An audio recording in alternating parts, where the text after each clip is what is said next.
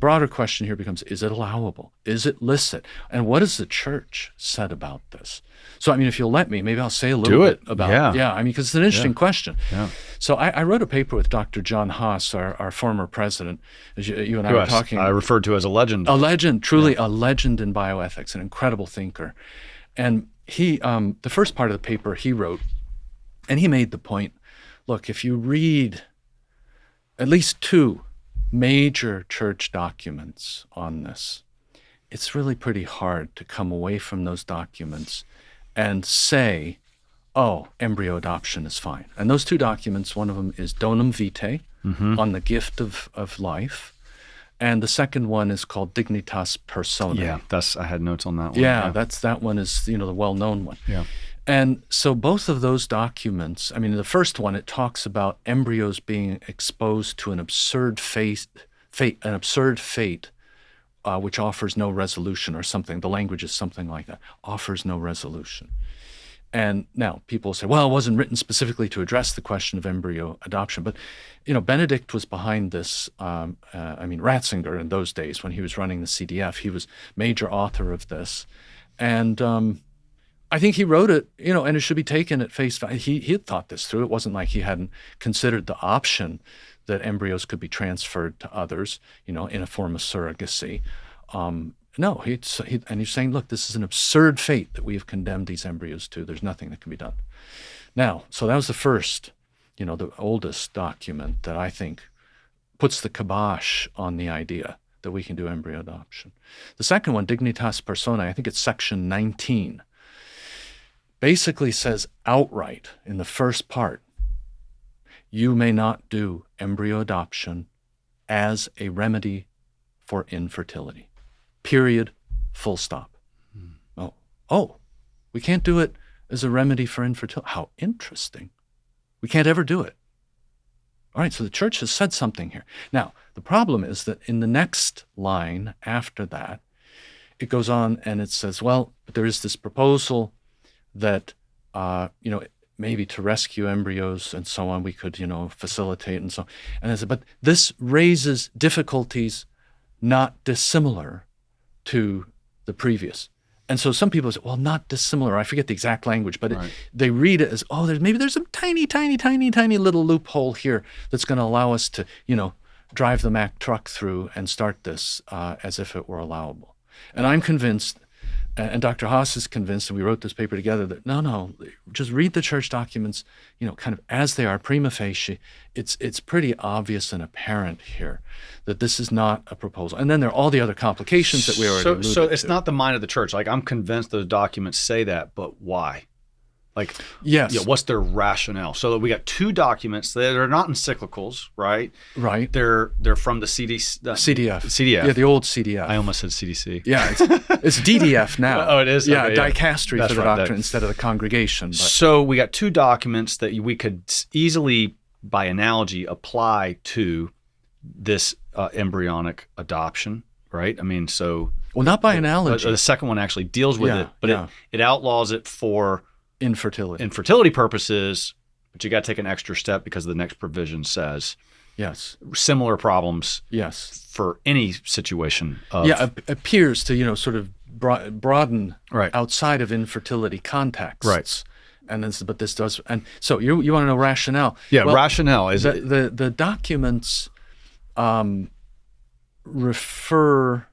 Let me just see if I recall specific. Oh yeah, one argument is that it involves something akin to surrogacy. Yeah. And the church is very clear that surrogacy is not allowed. So, and it really does, when you stop and think about this, you're taking a non-genetically related embryo, implanting it into another woman who has volunteered to receive it, perhaps together even with her husband. And now you can say, well, what's the wrongness of surrogacy? Is it the fact that this transaction sometimes involves payment?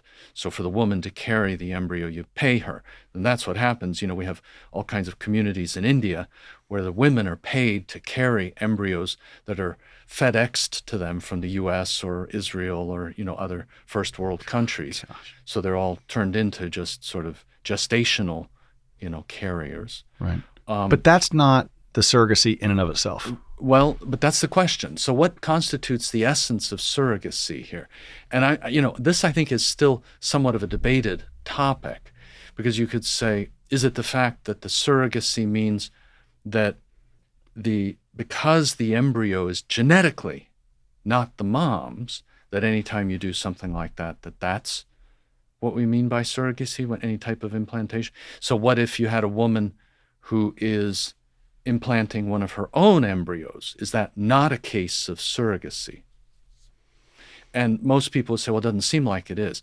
I, on the other hand, in the minority, would say that I believe the essence of surrogacy also includes that latter case. In other words, I see two. Now, the church hasn't said this, okay? This is my own view on this. I want to be clear, my own perspective. But I believe there are actually two wrongs that are committed in every typical act of IVF. Wrong number one is that first we create the life in the petri dish, in glass. I see that. The second is that we do an act of extrinsic or extraneous implantation of that embryo into the woman, making her pregnant completely apart from the reality of a marital act with her husband. And this is why the woman who comes to you and says, "Hey, we did in vitro years ago. I got frozen kids."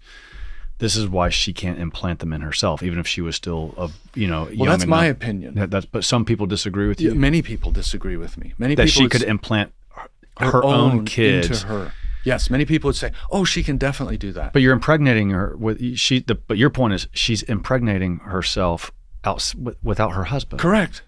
That this is a technician who's doing it typically. And even if you did the crazy scenario saying, "Well, have her husband implant them," it's like, no, that's not how husbands and wives become pregnant and engender new life in God's plan. Yeah, it's by that body-to-body self-giving. You're stuck with this irreconcilable problem, and you just got to live with that. And that's part of your penance. It's irreversible. That's part of your penance. Yes, it's part of the weight that you carry. Yeah. Now, let me just tell you a story about this, because I talked to a woman one time in Boston. We were filming some footage for something on IVF, and she volunteered to come in. She had done IVF, regretted it, with her husband many years earlier. And she said, I have 4 or maybe 7 embryos. I forget how many she had.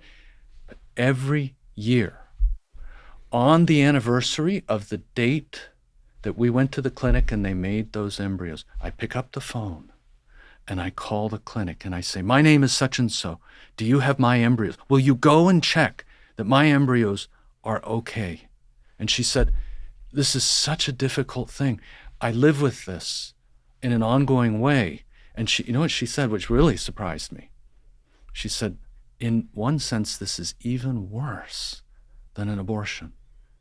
Because in an abortion, it's over and done. It never goes away. This just tracks with you all the time, the weight, the burden of the bad choice that you made." And, so I understand that. And we should be sympathetic. Yeah, very. I feel awful, supportive. But I'm sitting here thinking about it. If I was, when we were talking about this 10 minutes ago, if I had kids in a freezer somewhere in California or something, I think I'd be like getting on a plane and going and visiting them. Once you start thinking that you have quote unquote kids in a freezer, if you really believe that this soul is made in the image and likeness of God, yes, this human being there, it's awful. It's awful. This is so barbaric. This is barbarians in a laboratory. Everyone is promoting IVF. Trump passed, an executive order. It's all very sad. He really let me down on that one. Yeah. There's much work here to be done to enlighten consciences. Hey, thanks guys for checking out the Conor Gallagher Show. Please take a moment to like, subscribe, or comment, or whatever you got to do to support it. And I appreciate that very much.